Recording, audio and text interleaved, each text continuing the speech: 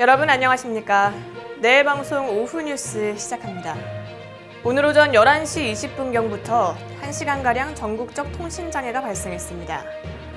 통신사에 상관없이 유선과 무선 인터넷 서비스가 중단돼 가입자들은 인터넷 전반에 걸쳐 서비스 불통으로 인한 큰 불편함을 호소했는데요.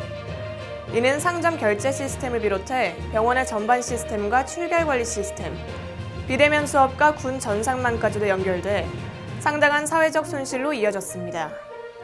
다행히 정오를 넘어 대부분의 인터넷 서비스가 정상 궤도를 찾아갔지만 일부 지역에서는 복구가 늦어지는 것으로 확인됐습니다.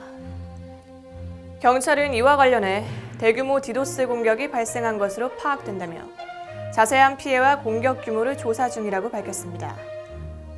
서울 서초구의 한 회사에서 발생한 이른바 생수병 사건의 용의자 강모 씨가 사전에 인터넷으로 독극물을 구매한 사실이 확인됐습니다.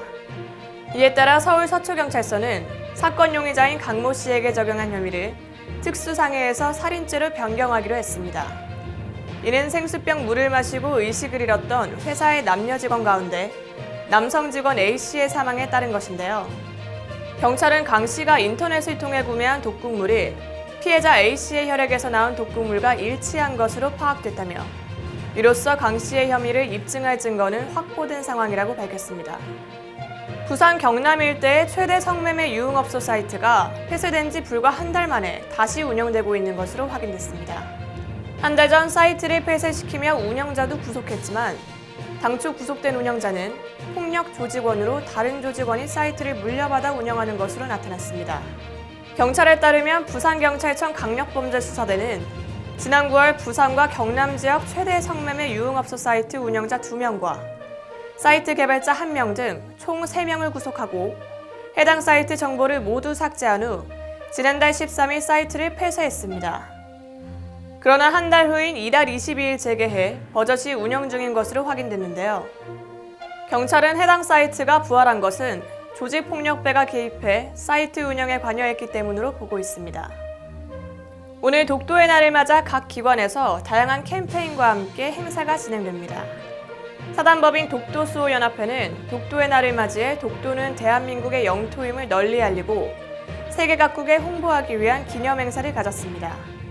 사이버 외교사절단 방크와 이재석 광고연구소는 독도의 날을 기념하기 위한 독도지명 오류 바로잡기 대국민 캠페인을 진행하는데요.